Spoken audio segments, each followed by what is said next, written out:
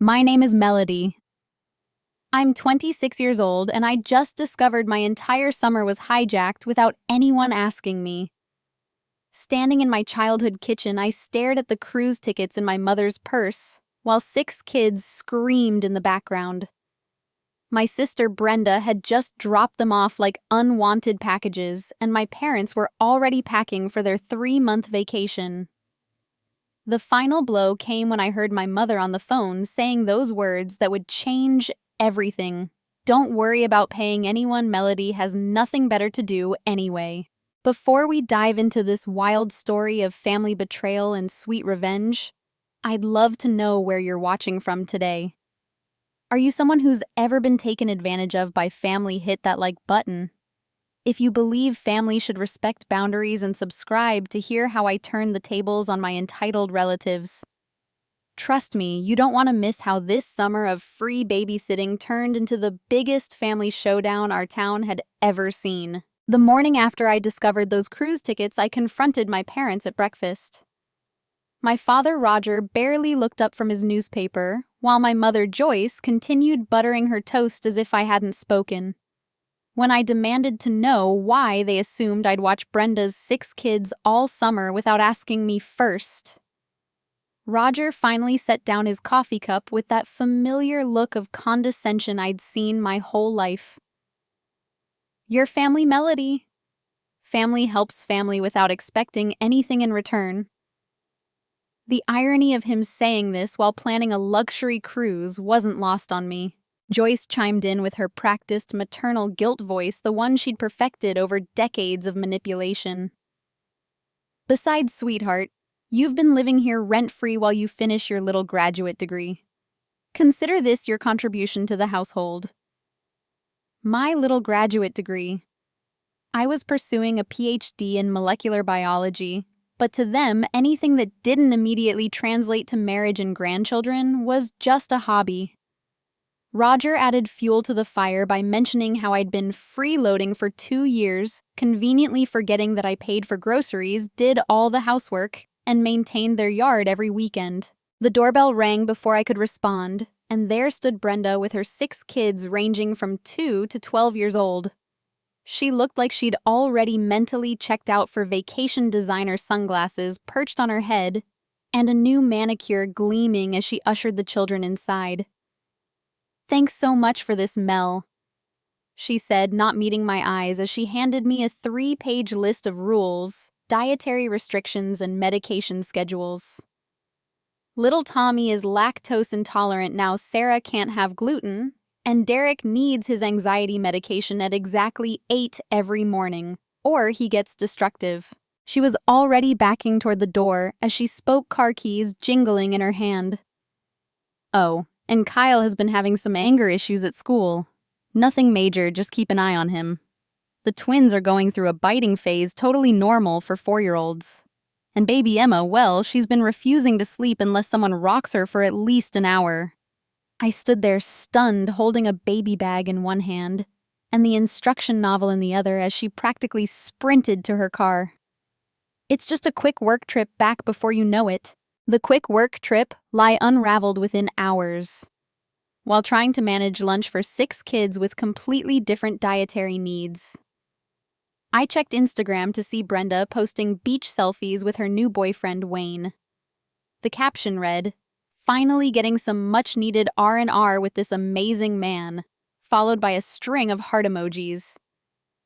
The geotag showed Cabo San Lucas, not the conference center in Detroit she'd mentioned. My hands shook with rage as baby Emma screamed in her high chair and the twins started a food fight. By evening, I discovered my parents had already left for their cruise. They'd snuck out while I was dealing with Kyle's meltdown over his video game time being limited. All they left was a note on the kitchen counter, written in my mother's perfect cursive. "Dearest Melody, we've decided to disconnect from technology for this journey of self-discovery. The kids love their Aunt Mel so much, we'll see you in September. P.S.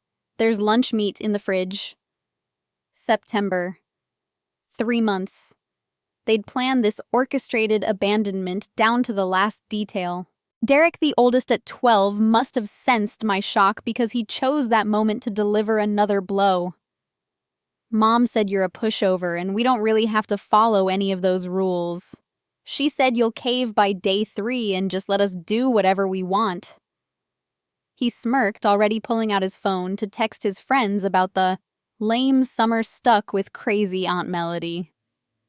The other kids took this as permission to go wild, and within minutes, my graduate thesis papers were being used as coloring pages while someone had gotten into my makeup bag. Later that night, after finally getting all 6 kids to bed, I made a disturbing discovery. My mother had left her iPad behind in her rush to escape, and it was still logged into her Facebook. What I found in her messages made my blood run cold. There was a group chat between her Roger and Brenda titled Operation Summer Freedom. The messages were cruel, calculating, and revealed. This entire situation was orchestrated months in advance. They'd been planning this since Christmas, joking about how I was the perfect solution to their summer plans. The worst message was from Brenda. She's 26 with no boyfriend, no real job, just playing student. What else would she be doing? At least this way she's useful. My mother had responded with laughing emojis and maybe taking care of kids will finally give her some maternal instincts.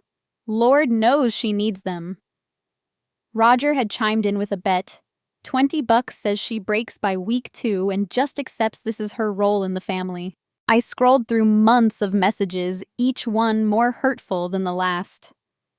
They'd discussed everything from how to prevent me from backing out to what excuses would work best. They'd even consulted with other family members, creating a network of manipulation.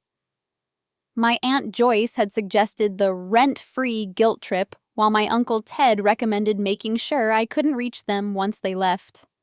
Make it seem like technical difficulties, he'd written. She's too polite to show up at the cruise port and make a scene. Desperate for support, I started calling other family members.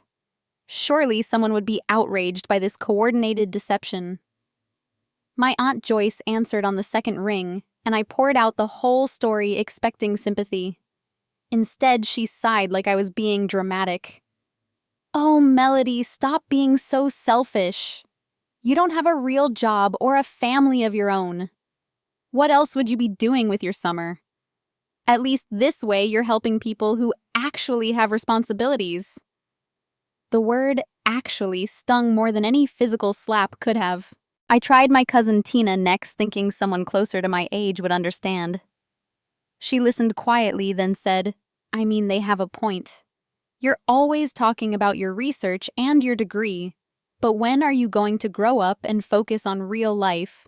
This is what family does. Call after call yielded the same results. Uncle Ted, cousin Nathan, even my childhood friend Crystal had all been poisoned by the narrative that I was wasting my life in academia and needed to accept my role as the family helper. By the time I crawled into bed at 2 a.m, my childhood bedroom felt like a prison.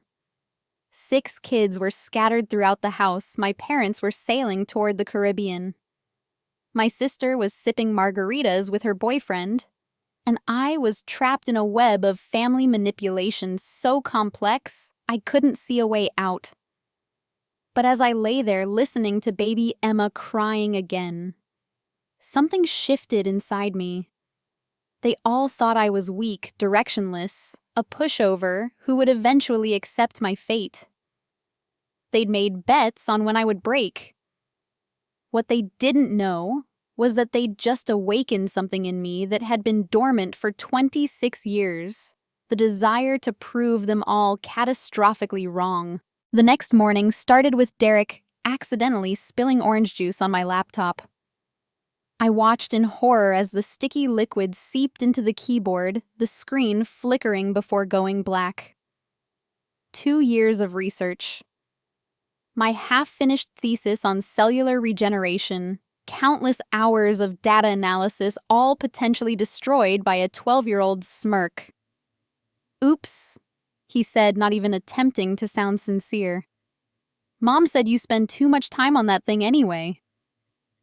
I wanted to scream, but baby Emma chose that moment to have a diaper explosion that somehow defied physics and got on the ceiling. While I was standing on a chair trying to clean baby waste off the ceiling fan, Kyle decided my professional wardrobe made excellent dress-up clothes for the twins. By the time I got back downstairs, my interview suits were covered in markers makeup and what appeared to be peanut butter. The Armani blazer I'd saved for 6 months to buy was now a canvas for 4-year-old art. Sarah helpfully informed me that they were making the boring clothes pretty while recording everything on her phone. That video became my next nightmare.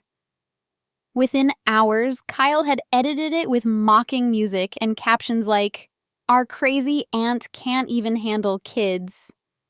Epic fail," and posted it across every social media platform.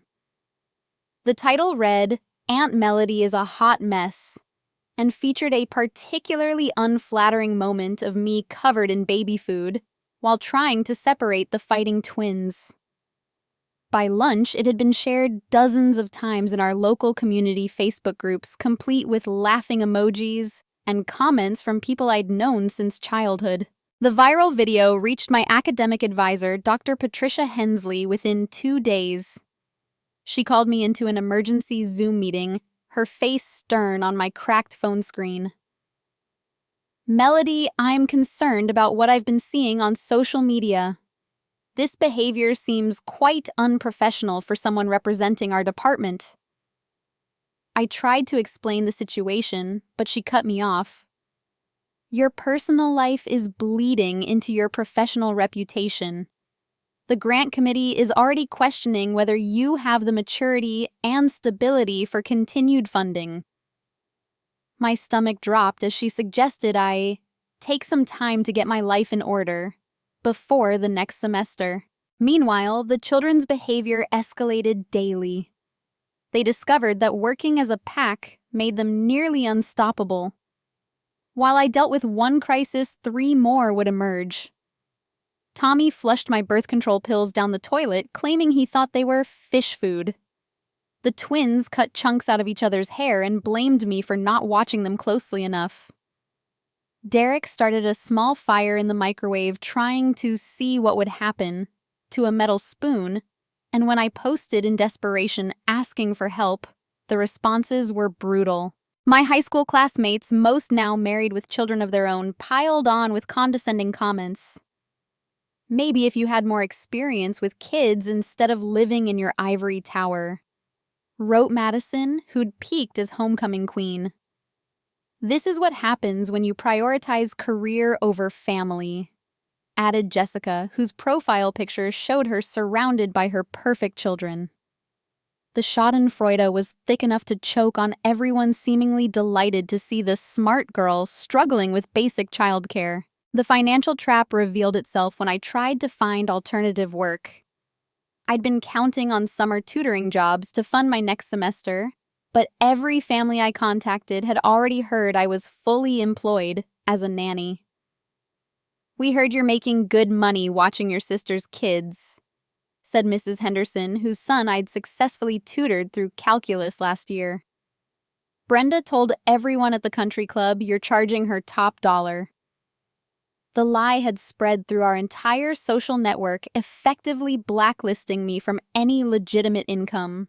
When I confronted Brenda via text about the payment lie, she responded with gaslighting that would make a psychologist's head spin.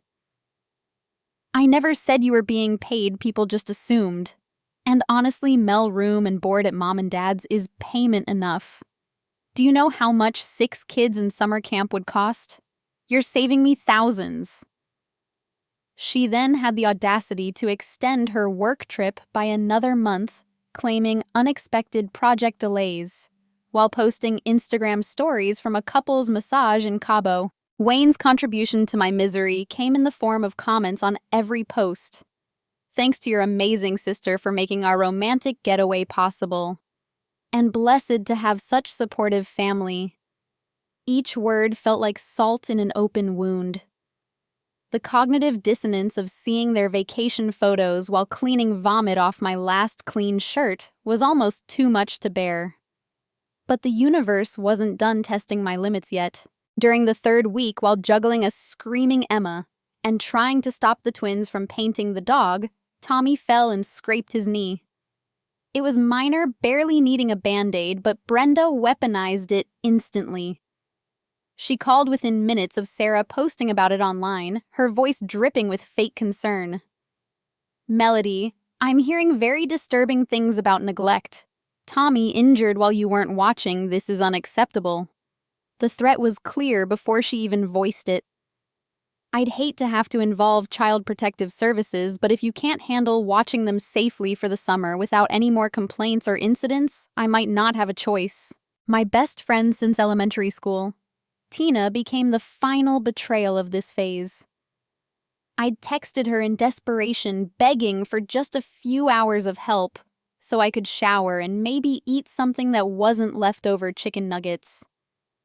She agreed to come over, and for a brief moment, I felt hope. But instead of helping, she spent the entire visit taking photos and videos, coaching the kids to act more crazy for her Snapchat. By evening, I discovered she'd screenshotted my desperate texts and shared them in a group chat titled Melody's Meltdown. The captions were cruel, "Miss PhD can't even handle babysitting," and "maybe she should study child development instead of cells." The group included former classmates, distant relatives, and even some of my graduate cohort. The humiliation was complete. My academic reputation was in shambles. My professional wardrobe destroyed, my research potentially lost forever, my financial prospects non-existent. And now my personal support network had turned my struggle into entertainment. That night after the kids finally fell asleep, I sat on the bathroom floor and cried for the first time since this nightmare began. Not pretty tears, but body-shaking sobs that left me gasping for air. This wasn't just about babysitting or a ruined summer. This was about a lifetime of being diminished, used, and treated as less than human by people who claimed to love me. They'd systematically destroyed every avenue of escape, every support system, every shred of dignity I had left. But in that darkness, something else emerged. Rage. Pure, crystallized rage that burned away the tears and left something harder in its place. They thought they'd broken me, turned me into their permanent servant. The betting pool in the group chat gave me 2 more days before I accepted my place. What they didn't understand was that rock bottom isn't where you break. It's where you find out what you're really made of. And I was made of stronger stuff than any of them imagined. The revelation came at 3 in the morning while I was cleaning crayon off the living room walls. My laptop miraculously still functioned, despite the orange juice incident, though the keyboard was sticky and several keys stuck. As I waited for files to back up to the cloud, I stumbled upon an old email folder labeled Family Drama that I'd started years ago but forgotten about. Inside were forwarded emails from my cousin Faith, who'd moved to Seattle 3 years prior after what the family called a mental breakdown. Reading through Faith's messages with fresh eyes was like discovering the Rosetta Stone of family dysfunction. She'd been in almost the exact same position 3 summers ago, trapped watching her brother's 5 kids while he and his wife went to Europe. The emails detailed escalating manipulation, destroyed property threats of CPS involvement, and finally, a complete nervous breakdown that landed her in therapy. The family had rewritten history, claiming she was unstable and couldn't handle responsibility. But her emails told a different story of orchestrated abuse. I immediately reached out to Faith through Facebook, not expecting a response given the late hour. To my surprise, she replied within minutes. "I've been waiting for someone else to see through their BS," her message began. What followed was a 3-hour conversation that revealed the true scope of my family's pattern. She shared screenshots, recordings, and documents showing that Roger, Joyce, and Brenda had been perfecting this manipulation for over a decade, targeting different family members who showed independence or ambition. Faith's treasure trove included a particularly damning email thread where our parents explicitly discussed their strategy. "The key is to isolate them first," Roger had written. "Make them feel like they're being unreasonable for wanting compensation or boundaries. Then escalate until they break. Once broken, they either fall in line or leave, and either way, we win." The casual cruelty of dissecting human manipulation like a business strategy made my skin crawl. But it also gave me exactly what I needed: a playbook of their tactics.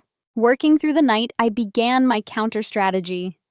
First, I installed nanny cams throughout the common areas of the house, all completely legal since it was still technically my parents' property, and I had their written permission to do whatever necessary for the kids' care. The irony of using their own words against them wasn't lost on me. I also started a detailed digital journal documenting every incident with timestamps, photos, and videos. The documentation revealed patterns I'd missed in my exhaustion. The kids' worst behavior coincided with Brenda's check-in calls suggesting she was coaching them. Derek's accidents that destroyed my belongings were strategically targeted at items necessary for my graduate work or professional life. Even the twins' chaos showed suspicious timing, always occurring when I was trying to have important phone calls or video meetings. This wasn't just negligent parenting. It was weaponized chaos. My lawyer friend Crystal became an unexpected ally when I reached out professionally rather than personally. Turns out, when you approach someone as a potential client rather than a desperate friend, their perspective shifts dramatically. "This is textbook intentional infliction of emotional distress," she said, reviewing my documentation. "The CPS threats alone could be considered extortion. And if they're using your emergency fund without permission, that's theft." She agreed to take my case on contingency, sensing the kind of clear-cut liability that made lawyers salivate. The financial investigation revealed more than I'd imagined. Not only had my parents drained my emergency fund of $8,000 for their cruise, but they'd also been collecting rent from Brenda for my babysitting services. She'd been paying them $500 a week for childcare, which they pocketed while telling me I should be grateful for the experience. The paper trail was extensive and damning, all traceable through their shared bank accounts they'd foolishly kept my name on from college. With Crystal's help, I crafted a meticulous plan. Phase 1 involved hiring a professional nanny service for temporary assistance, paying out of pocket with credit cards I'd kept for emergencies. I presented this to Brenda as needing help for just a few hours a day, claiming the kids were so energetic that I needed backup. Her ego ate it up, believing she'd raised such spirited children that even 2 adults could barely manage them. In reality, I was building professional witness testimonies about the children's behavioral issues and the impossibility of one person managing their needs. Phase 2 required strategic social media manipulation. I created a series of calm professional videos discussing child development, the importance of proper childcare ratios, and the value of fairly compensating domestic labor. Never mentioning my family directly, I let viewers connect the dots themselves. The contrast between my measured educational content and the chaotic videos the kids had posted became stark. Comments began shifting from mockery to concern, with some viewers questioning why a PhD candidate was being forced into unpaid full-time childcare. The investigation into family history yielded fruit when I discovered a pattern going back 15 years. 7 different cousins and extended family members had been subjected to similar treatment, each leaving the family orbit after being labeled difficult or unstable. I reached out to each one, and 5 responded with their own horror stories and documentation. We formed a support group sharing evidence and strategies. The family's MO became crystal clear. Identify the achiever, isolate them, exploit them, then discard them when they broke or escaped. My academic advisor became an unwitting ally when I formally documented my situation with the university's Human Resources Department. Framing it as a family emergency and potential domestic abuse situation shifted the narrative from unprofessional graduate student to victim of family exploitation. The university's legal team suddenly became very interested in protecting their student from what could become a public relations nightmare. My funding was secured, and I was granted a special exemption to work remotely on my research. The most satisfying discovery came from Derek's phone, which he'd carelessly left unlocked. His message history with Brenda revealed coaching sessions where she instructed him on exactly how to sabotage my belongings and when to initiate chaos for maximum impact. Screenshots of these conversations joined my growing evidence file. Even better, Wayne's messages to Derek showed him bragging about using Aunt Melody's free babysitting to save for a new boat, complete with laughing emojis about suckers who work for free. By week 4, I had 73 pages of documentation, 16 hours of video evidence, 32 witness statements from the professional nannies, and a legal strategy that would make Perry Mason proud. But I needed to maintain the facade of compliance while setting the final pieces in motion. I perfected the art of looking frazzled and defeated in family video calls while secretly coordinating with lawyers, professors, and my newfound network of family survivors. The preparation phase was nearly complete. I'd arranged backup childcare, documented extensive abuse patterns, built legal cases for multiple causes of action, and created a support network outside the family's influence. Most importantly, I'd secured alternative housing with a graduate school colleague and had already begun moving my essential belongings in small increments. The family thought they were watching me crumble. In reality, they were watching me transform from prey to predator, and they had no idea what was coming. The execution of my plan began on a sweltering Tuesday morning when I announced to Brenda via video call that I needed 1 day off for a medical appointment. I made sure to look appropriately exhausted, adding a strategic tremor to my voice as I explained about stress-related symptoms. Her initial resistance crumbled when I mentioned chest pains and difficulty breathing. The liability of denying medical care outweighed her irritation, and she reluctantly agreed, insisting the kids remain at the house since she didn't trust anyone else with them. Perfect. That was exactly what I'd counted on. As I pretended to prepare for my appointment, making a show of finding my insurance cards and looking appropriately pitiful. The doorbell rang at precisely 9:30. 3 professional nannies from elite childcare services stood on the porch, all wearing body cameras and carrying detailed documentation forms. I introduced them to Derek as assistants I hired with my own money to help for just 1 day, watching his eyes narrow with suspicion, even as the younger kids immediately gravitated toward the new adults who actually knew how to engage children. The nannies were briefed extensively on their dual mission: provide proper childcare while documenting everything. Within the first hour, they'd noted 17 safety violations in Brenda's rules, including medication dosages that didn't match prescription labels and dietary restrictions that contradicted each other.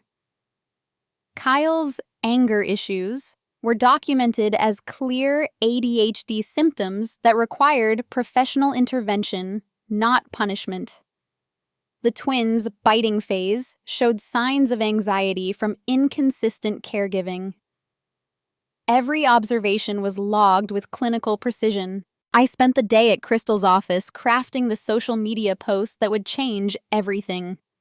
We worked through 14 drafts, ensuring every word was legally bulletproof while maintaining maximum impact.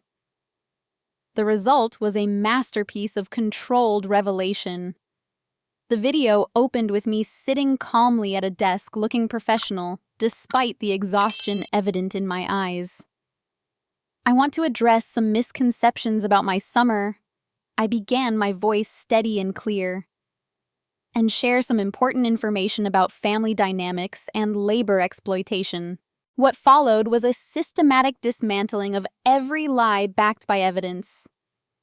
I showed the contrast between Brenda's beach photos and her claims of work trips, timestamps proving the deception. The cruise photos my parents had posted before losing connection were juxtaposed with their messages about being unreachable. The group chat screenshots appeared one by one, each cruel message displayed long enough to sink in. The betting pool about when I would break got particular attention, especially Roger's confident prediction that I'd learn my place by week 2. The professional nanny's reports were presented in clinical detail. 6 children with special needs require a ratio of 1 caregiver per 3 children according to state guidelines. I explained showing the official regulations. One person cannot safely manage this responsibility. The destroyed laptop. The ruined professional clothes, the threats of CPS involvement, all presented with calm factuality that made the abuse impossible to dismiss as family drama. The financial exploitation was laid out in spreadsheets showing the thousands of dollars in stolen wages and destroyed property. But the masterstroke was the compilation of messages from other family victims. Faith appeared via video link sharing her story with quiet dignity. 5 other cousins provided statements about their own experiences showing a clear pattern spanning 15 years. The family's systematic targeting of successful independent members was exposed in undeniable detail. By the time I reached my conclusion, the evidence was overwhelming. I'm sharing this not for sympathy, but for accountability, I stated, and to let others in similar situations know they're not alone. The post went live at 2 p.m, strategically timed for maximum visibility. Within an hour, it had been shared 200 times. The family Facebook groups that had mocked me were suddenly very quiet, then erupted with explosive discussions. Some relatives tried damage control, claiming I was exaggerating or attention-seeking, but the evidence was too comprehensive. Others who'd been silent suddenly found their voices sharing their own stories of exploitation and manipulation. The family narrative was crumbling in real time. Brenda's return from vacation was a scene worthy of cinema. She burst through the door at 6 that evening, designer luggage abandoned on the lawn, her face contorted with rage that had replaced her usual calculated composure. Wayne trailed behind her, looking distinctly uncomfortable and avoiding eye contact. She found me in the kitchen, calmly feeding the children dinner alongside the professional nannies, every moment being recorded by multiple cameras. "What the hell have you done?" she screamed, apparently forgetting her children were present. I didn't respond immediately, instead turning to ensure Emma was secure in her high chair before facing my sister with the same calm I'd maintained throughout my video. Crystal stepped out from the dining room, legal pad in hand, introducing herself as my attorney. The color drained from Brenda's face as she realized this wasn't a family squabble she could manipulate her way out of. This was a professionally orchestrated response to systematic abuse, and she was now facing someone who knew exactly how to play her game better than she did. Every interaction from this point forward is being recorded, Crystal informed her smoothly. My client has prepared a comprehensive invoice for childcare services rendered at the market rate of $25 per hour per child for 24-hour care over 4 weeks. The total comes to $50,400. We're prepared to negotiate a settlement, or we can proceed with formal legal action for fraud, defamation, intentional infliction of emotional distress, and theft of services. The number hung in the air like a physical presence. Brenda's mouth opening and closing soundlessly. Wayne chose that moment to reveal his true character, immediately distancing himself from Brenda's scheme. I had no idea about any of this, he said quickly, pulling out his phone. Actually, I have texts where Brenda explicitly told me Melody volunteered and was being compensated fairly. The betrayal in Brenda's eyes as he threw her under the bus was almost pitiable, if I'd had any sympathy left to spare. He showed Crystal screenshots of Brenda bragging about her brilliant plan to get free childcare while she worked on their relationship, complete with laughing emojis about manipulating poor, pathetic Melody. The professional nannies chose that moment to present their formal report, a 30-page document detailing the children's behavioral issues. The unsafe conditions created by contradictory care instructions, and their professional opinion that the situation constituted neglect by the parents, not the caregiver. They noted that I'd managed to keep 6 high-needs children safe and fed despite impossible circumstances, while Brenda had abandoned them for 5 weeks with no genuine oversight. The lead nanny, a woman with 20 years of experience, looked Brenda directly in the eye and said, "In my professional opinion, you're fortunate your sister didn't involve authorities sooner." The final blow came when Derek, who'd been silently watching the confrontation, suddenly spoke up. "I kept all the messages, Aunt Melody." Everyone turned to stare at the 12-year-old who pulled out his phone with trembling hands. "Mom told me to delete them, but I didn't. I have everything, all the instructions about breaking your stuff and making you cry. I'm sorry. I didn't want to do it, but she said she'd take away my Xbox if I didn't." The room fell silent as Derek forwarded email after email to Crystal, each one more damning than the last. Roger and Joyce's premature return from their cruise was heralded by Roger's thunderous voice echoing through the house at 11 p.m. 2 days later. They'd flown back from Puerto Rico, abandoning their journey of self-discovery, after what I imagined were frantic calls from Brenda. I was sitting in the living room with Crystal reviewing legal documents when they burst in, looking tanned, furious, and still wearing their cruise ship ID bracelets. The contrast between their vacation attire and murderous expressions would have been comical if the situation weren't so serious. "Get out of our house immediately," Roger bellowed, pointing toward the door with the dramatic flair of a community theater reject. "You've lost your mind posting lies about our family, destroying our reputation. We want you gone tonight." Joyce stood behind him, her face a mask of calculated tears that didn't quite reach her eyes. But Crystal was prepared for this exact scenario, calmly producing a folder from her briefcase that contained every rent receipt I'd insisted on getting for the past 2 years, despite their protests that family didn't need such formalities. "Actually, Mr. Thompson, your daughter has established tenancy through consistent rent payments totaling $14,400 over 2 years. Under state law, you cannot evict her without proper notice, which is 30 days minimum. Any attempt at illegal eviction will result in immediate legal action." Crystal's voice was perfectly professional, but I caught the slight smile playing at her lips as Roger's face turned purple. He'd been outmaneuvered by his own greed, having taken my rent money while planning to dispose of me at will.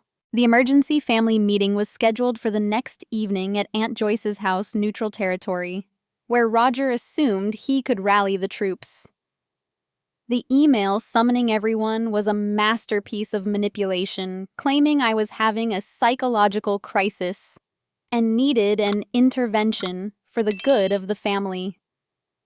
What they didn't expect was for me to arrive with a full presentation, prepared, complete with PowerPoint, and handouts professionally printed at the University Copy Center. The living room was packed with 47 family members spanning 3 generations, all wearing expressions ranging from curiosity to hostility. Roger stood at the front like he was holding court, beginning his speech about family values and mutual support. I let him go on for exactly 4 minutes and 37 seconds, timing it on my phone before standing up and politely asking if I could share some important information.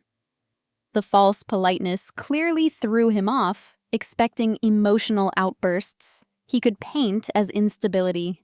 I've prepared a brief presentation on family dynamics and financial patterns. I announced connecting my laptop to Aunt Joyce's smart TV with practiced efficiency. The first slide appeared titled, 15 Years of Exploitation, a Data-Driven Analysis. The room stirred uneasily as I clicked to the next slide, a comprehensive timeline showing 7 family members who'd been subjected to similar manipulation tactics. Each entry included dates, durations of exploitation, financial losses, and current status, most listed as no contact with the family. The financial slide hit hardest. Using data from various sources, I'd calculated the total value of unpaid labor extracted from family members over 15 years. $387,000. The room gasped when I showed Roger and Joyce's vacation history during the same period funded by the very people they'd exploited. Cruise receipts, European vacations, property purchases all time-stamped to coincide with periods when family members were providing free labor under duress. The evidence was devastating in its clarity. "This is ridiculous." Roger attempted to interrupt, but I'd anticipated this. The next slide showed the legal definitions of fraud, extortion, and intentional infliction of emotional distress with specific family incidents mapped to each criterion. Crystal stood up, introducing herself as my attorney and confirming that everything presented could be substantiated in court. The ripple of anxiety through the room was palpable as relatives realized this wasn't just family drama anymore, but potential criminal liability. The coup de grace was the audio recording. Faith had secretly recorded a family meeting from 3 years ago where Roger explicitly outlined his philosophy. His voice filled the room. The weak exist to serve the strong. If someone isn't smart enough to say no, they deserve to be used. That's just natural selection. Joyce's voice followed, laughing about how pathetic Faith was for thinking she deserved compensation for watching her brother's children. "Family means free labor," she'd said. "Anyone who doesn't understand that doesn't deserve to be family." The room erupted. Cousin Nathan stood up first, his face flushed with recognition. "They did the same thing to me 5 years ago with the yard work business. Said I was selfish for wanting to be paid after they promised me a percentage." His wife, Derek's cousin, not the child, added her own story about being expected to cater family events for free, while Joyce took credit and payment from the hosts. One by one, stories poured out years of suppressed resentment, finally finding voice in the safety of numbers. But the biggest shock came from Grandma Eleanor, the 93-year-old matriarch everyone assumed supported Roger's methods. She stood slowly, her walker clicking against the hardwood floor as she made her way to the front. "I've been documenting everything in my journals," she announced, her voice stronger than her frail appearance suggested. 50 years of watching my son become a monster using family as servants. I've already updated my will.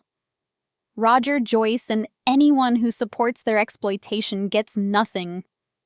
The house goes to Melody and the other victims. The silence that followed was deafening. Roger's response was predictably aggressive.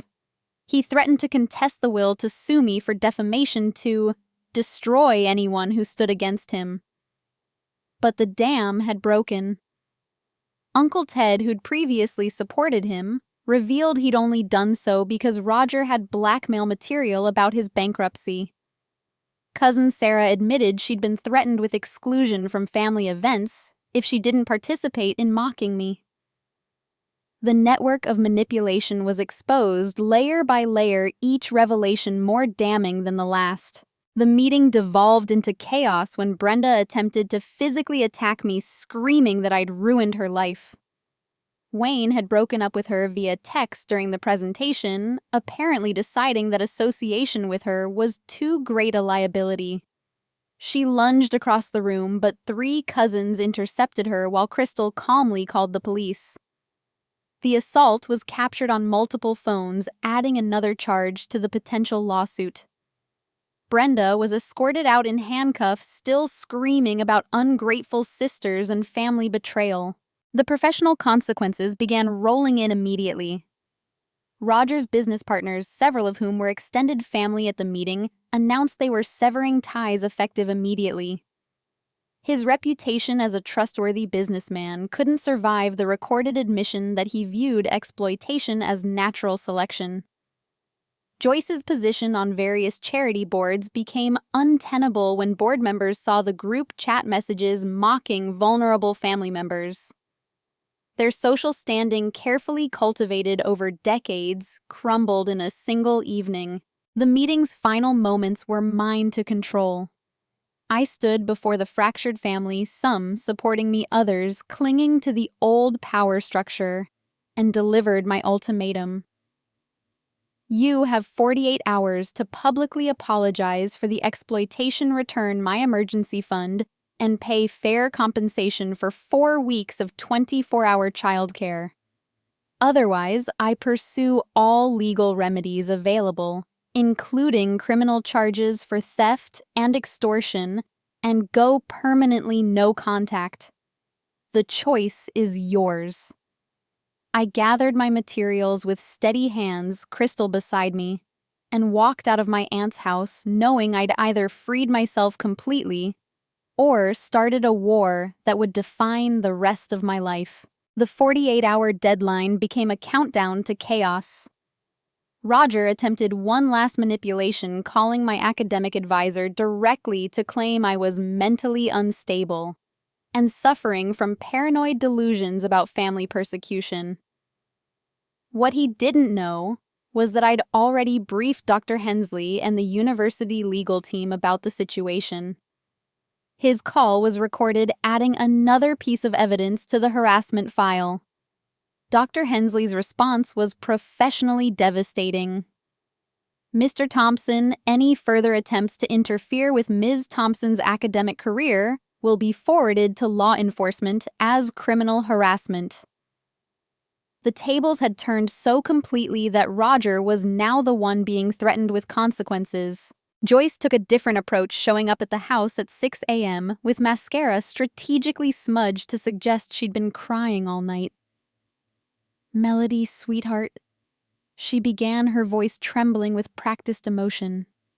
"How can you do this to your mother, after everything I've sacrificed for you?" The performance was Oscar-worthy, but the cameras I'd installed captured her checking her reflection in the hallway mirror and adjusting her tears for maximum effect before knocking.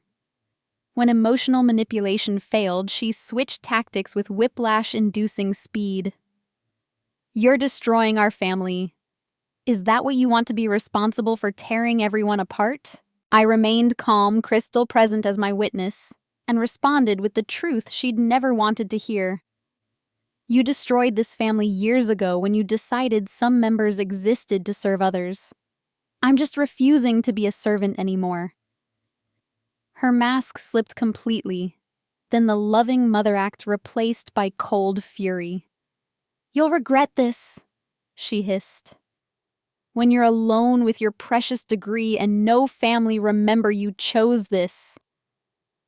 The irony of her threat was lost on her that being alone was preferable to being surrounded by people who saw me as nothing more than free labor. The extended family meeting that evening was smaller, but more significant. 22 members gathered at Nathan's house, united by shared experiences of exploitation. We formed an official support group documenting our collective experiences and creating a fund to help future family members escape similar situations. The stories shared were heartbreaking patterns of abuse spanning decades. Aunt Margaret revealed she'd been forced to give up a scholarship to MIT in the 70s to care for Roger and Joyce's children while they built their business. The generational trauma was staggering in scope. Brenda's meltdown reached epic proportions when Wayne not only broke up with her, but also provided Crystal with a sworn affidavit detailing everything he'd witnessed. Her employer had placed her on administrative leave pending investigation of her time theft, having discovered through social media that her numerous work emergencies coincided with vacation destinations. Desperate, she tried rallying the children against me, but even they were tired of being weaponized. Derek, showing maturity beyond his 12 years, told her, "Mom, you lied to us and made us hurt Aunt Melody. That's not okay." The look of betrayal on her face when her own manipulation tactics were recognized by her children was poetic justice. The legal team Roger hired was impressive on paper, but crumbled when faced with our documentation. Their senior partner reviewed the evidence Crystal had compiled and advised Roger to settle immediately. "You're looking at criminal charges, civil liability, and complete social destruction," he told them bluntly. "Take whatever deal they're offering and be grateful it's not worse." But Roger's ego wouldn't allow him to admit defeat, insisting on fighting what he called this ridiculous farce to the bitter end. Social media became our battlefield when Roger attempted to control the narrative by posting his own video response. It was a disaster of epic proportions. His attempts to appear sympathetic came across as condescending. His claims of being a loving father contradicted by the very words coming out of his mouth. "Children today don't understand sacrifice," he said, apparently forgetting that forcing others to sacrifice for your benefit isn't noble. The comment section became a masterclass in public ridicule, with mental health professionals analyzing his narcissistic traits and labor advocates explaining why his attitude was textbook exploitation. The family business began hemorrhaging clients as the scandal spread. Roger's construction company had built its reputation on family values and trust, both now irrevocably tainted. Major contracts were canceled, including a lucrative development deal with the city. Employees began sharing their own stories of wage theft and manipulation, leading to a Department of Labor investigation. Within a week, Roger was facing not just family drama, but the complete collapse of his professional empire, built on the same exploitative principles he'd used on his relatives. Crystal orchestrated a brilliant legal maneuver by filing charges in small claims court for the maximum allowed amount, knowing Roger's ego wouldn't let him ignore even a minor legal challenge. This forced him to appear in court, where the judge, after reviewing the evidence, suggested he might want to settle before this escalated to criminal court. The public nature of the hearing meant local reporters were present, and by evening, our family scandal was the lead story on 3 news channels. The headline, "Local Business Owner Accused of Enslaving Family Members," was particularly satisfying. The final family gathering was arranged for a Sunday afternoon, supposedly to negotiate a settlement. Roger and Joyce arrived with their lawyers, still convinced they could intimidate everyone into submission. What they didn't expect was the crowd of supporters who'd gathered, including professors from my university, members of our newly formed support group, and even some of Roger's former employees who'd experienced his exploitation firsthand. The power dynamic had shifted so completely that Roger looked small and confused, unable to comprehend how his carefully constructed kingdom had crumbled so quickly. When 3 o'clock arrived, marking the exact end of the 48-hour deadline, I stood to deliver the news that would reshape our family forever. The room fell silent, everyone understanding that whatever came next would be final. Roger sat rigid in his chair, Joyce clutching his arm, Brenda notably absent as she dealt with her own legal troubles. The extended family watched with a mixture of anticipation and anxiety, knowing they were witnessing the end of an era. The old power structure was dead. What remained was to see what would rise from its ashes. The settlement negotiations lasted exactly 17 minutes. Roger's lawyer, clearly exhausted by his client's intransigence, presented what he called their final offer, a written apology, and $5,000. The room actually laughed. Crystal counteroffered with our original demands, plus punitive damages for the attempted character assassination. When Roger started to protest, Grandma Eleanor stood up and announced she was prepared to testify about 50 years of witnessed abuse. "I have journals, photos, and recordings," she said quietly.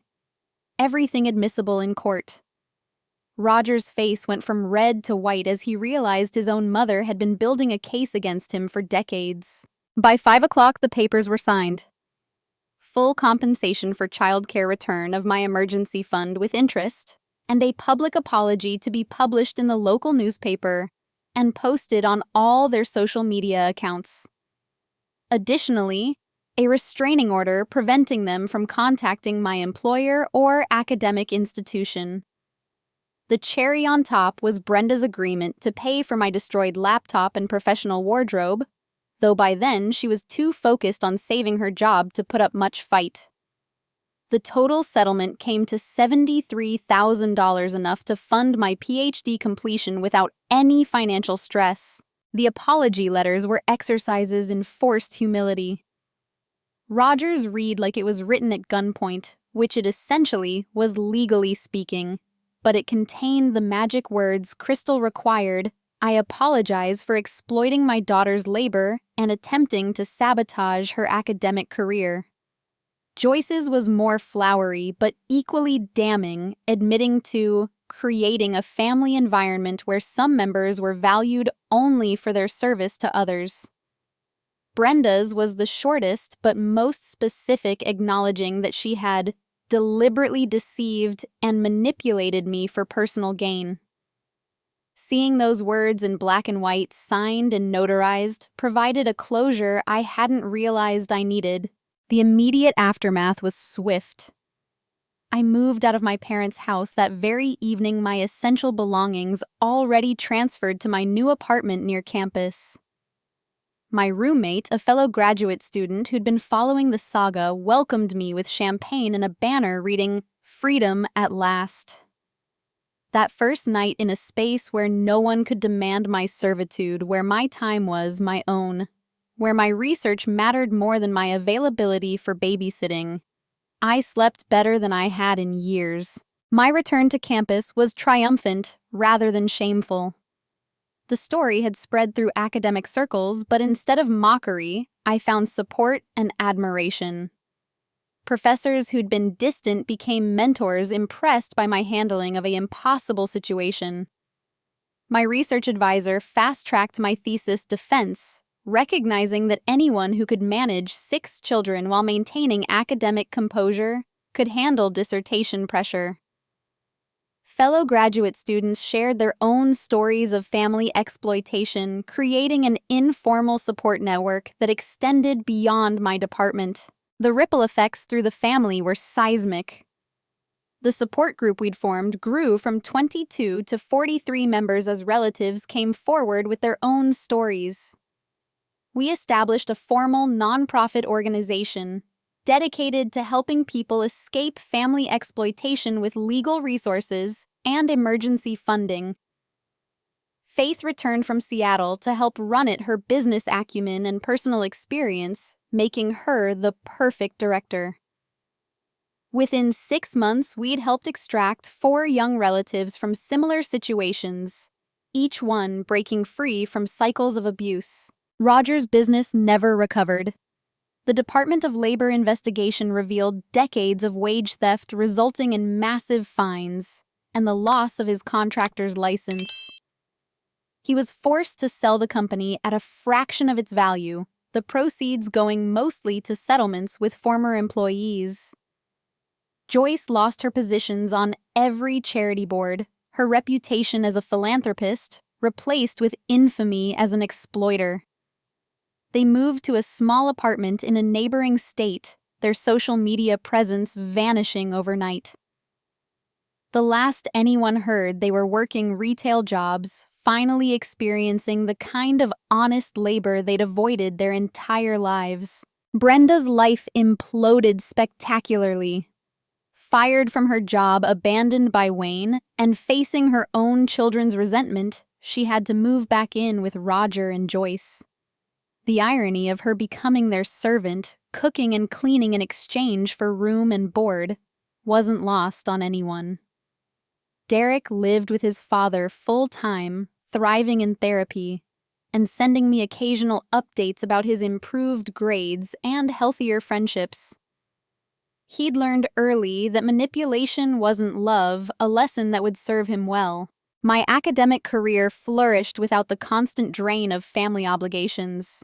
My thesis on cellular regeneration was published in a prestigious journal, leading to multiple postdoc offers. I chose a position at a research institute 3,000 miles away, far from any relative who might still harbor ideas about my duty to serve. The distance was healing, allowing me to build an identity, separate from being the family servant. My new colleagues knew me as Dr. Melody Thompson, researcher and innovator, not as someone's free babysitter. The relationships I built post-freedom were revolutionary in their health.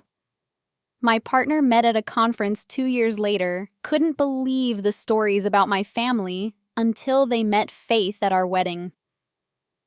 They really thought you'd just accept being their slave forever. They asked, genuine bewilderment in their voice. The concept was so foreign to someone raised with healthy boundaries that it required extensive explanation. Our relationship was built on mutual respect and shared ambitions. Neither of us expected to sacrifice our dreams for the other's convenience. 5 years later, I received an unexpected message from Roger. Not an apology or attempt at reconciliation, but a request for money. He'd been diagnosed with a chronic illness and couldn't afford treatment. The old Melody might have felt guilty, might have rushed to help, despite everything. But I'd learned that some bridges once burned provided warmth and light. I forwarded the message to the family support group as a cautionary tale and blocked the number. Some might call it cold. I called it freedom. The epilogue of my story isn't about revenge or bitterness, but about transformation. I still work with our nonprofit, now nationally recognized, helping others escape exploitative family situations. My research has led to breakthroughs that actually help people, the kind of real-world impact I'd dreamed of, while cleaning baby vomit off the ceiling.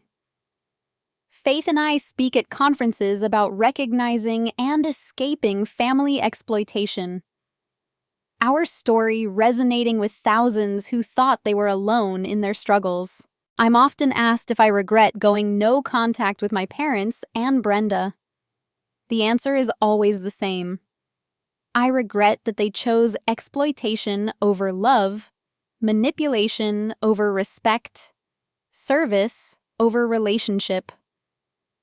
But I don't regret choosing myself. The price of freedom was $73,000 in settlement money, but the value was immeasurable. Every morning I wake up knowing my time is my own. My achievements are earned and my worth isn't measured in free labor. The final lesson is simple, but profound. Family isn't about blood or obligation or serving without question. It's about mutual respect, genuine love, and relationships that enhance rather than diminish. I lost the family I was born into, but gained a family I chose. Partners, friends, mentors, and fellow survivors who understand that love doesn't require servitude. That summer of watching 6 kids was hell, but it forged me into someone who could recognize exploitation, demand justice, and build a life where my worth was inherent, not transactional. And that transformation was worth every moment of struggle. Thank you all so much for watching my story. If you've ever felt trapped by family expectations or exploited by those who should love you, I hope this gives you hope that freedom is possible. What boundaries have you had to set with family? Have you ever had to choose between keeping the peace and keeping your sanity? I'd love to hear your stories in the comments below. If this resonated with you, please hit that like button and subscribe for more stories of triumph over family dysfunction. Share this video with anyone who needs to hear that they're not crazy for wanting respect from their relatives. Remember, you deserve relationships that honor your worth, not exploit your kindness. Until next time, stay strong and never let anyone convince you that love requires you to light yourself on fire to keep others warm.